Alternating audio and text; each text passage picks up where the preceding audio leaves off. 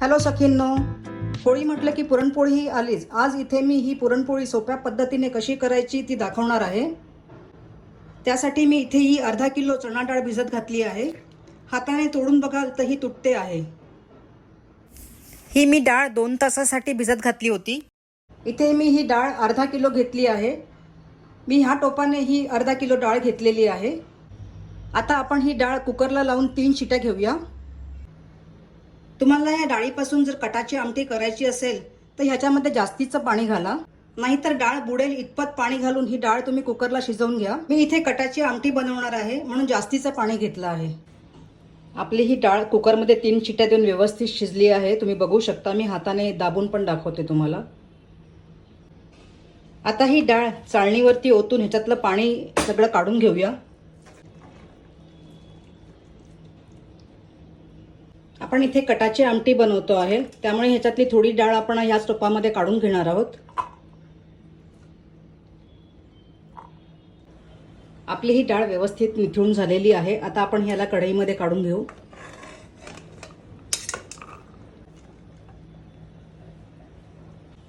इथे ही डाळ पावभाजीचं जे स्मॅशर असतं त्याने थोडी स्मॅश करून घेऊ. अशा पद्धतीने आपल्याला हे स्मॅश करून घ्यायचं आहे. इथे आपण अर्धा किलो डाळ घेतली होती, पण त्यातली 100 ग्रॅम जेवढी डाळ आपण कटाच्या आमटीसाठी वापरली. इथे मी या पुरणासाठी 400 ग्रॅम गूळ घेतला आहे. यातला पाऊण गूळ मी इथे वापरणार आहे आणि त्याबरोबरच 1 वाटी म्हणजे 100 ग्रॅम मी साखर पण घेतली आहे. इथे हे साखर आणि गूळ असं दोन्ही मिक्स करून हे सारण बनवणार आहे. तरी पण गोडाचं प्रमाण तुम्ही तुमच्या आवडीनुसार कमी जास्त सुद्धा करू शकता. तुम्ही इथे बघू शकता, आपण पाव गूळ ठेवतो आहे आणि बाकीचा सर्व ह्याच्यामध्ये टाकतो आहे. त्याचबरोबर 100 ग्रॅम म्हणजे ही 1 वाटी साखर सुद्धा आपण मिक्स करूया. या इथे मी चिमूटभर मीठ पण टाकते. मिठामुळे गोडाचा स्वाद आणखीन वाढतो. आता आपण हे सर्व गॅसवरती शिजवत ठेवू. सगळा गूळ आणि साखर मिक्स करून तो वितळायला ठेवूया. आता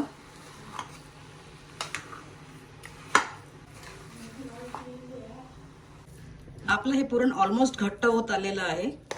आता ह्याच्यामध्ये आपण 2 चमचे हळद टाकूया. एवढे छोटे चमचे मी हळद टाकते आहे. याला पहिले व्यवस्थित ढवळून घेऊया. यामध्ये आता आपण 1 चमचा सुंठ पावडर पण टाकून घेऊया. वेलची पावडर टाकून घेऊया 2 चमचे.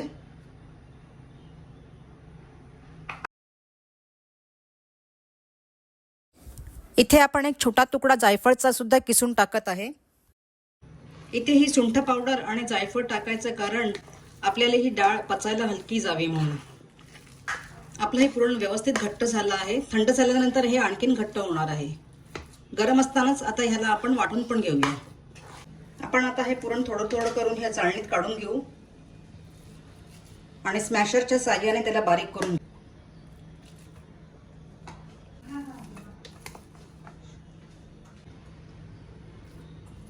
अशा पद्धतीने आपल्याला हे बारीक करून घ्यायचं आहे.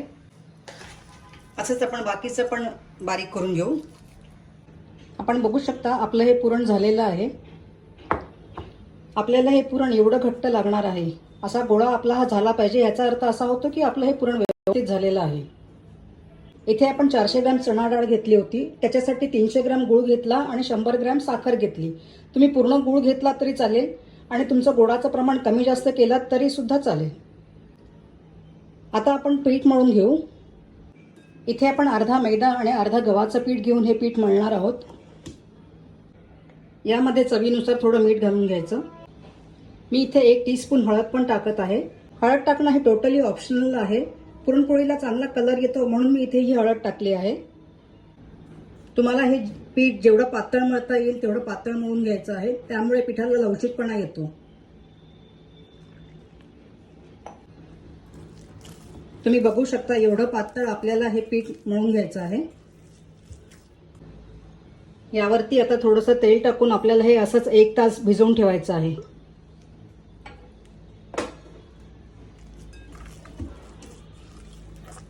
तुम्ही बघू शकता, आपलं पीठ एकदम सॉफ्ट झालेलं आहे.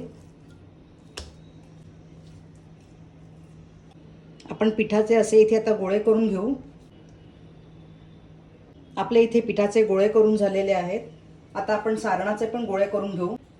इथे आपण पिठाचा गोळा घेऊ आणि त्याच्यामध्ये हे पुरण भरू.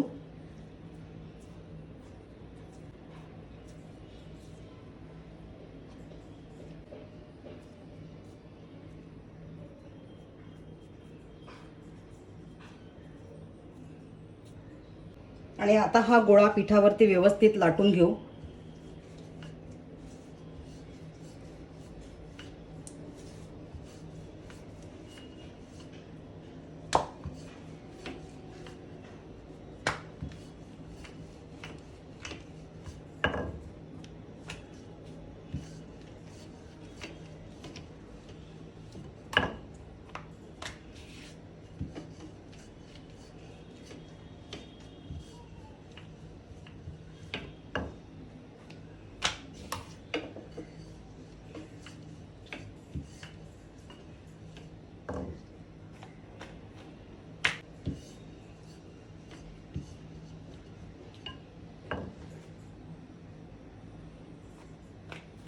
आता ही पोळी गॅसवरती व्यवस्थित तव्यावरती शेकून घेऊ.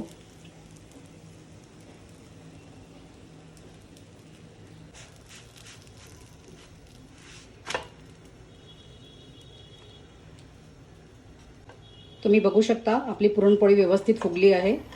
इथे या पुरणपोळीला दोन्ही बाजूने तूप लावून खरपूस अशी भाजून घेऊया. तुम्ही बघू शकता आपल्या ह्या पुरणपोळ्या किती सुंदर झाल्या आहेत. ही पुरणपोळीची रेसिपी जर आवडली असेल तर माझ्या रेसिपीला लाईक करा, शेअर करा आणि माझ्या चॅनलला सबस्क्राईब पण करा.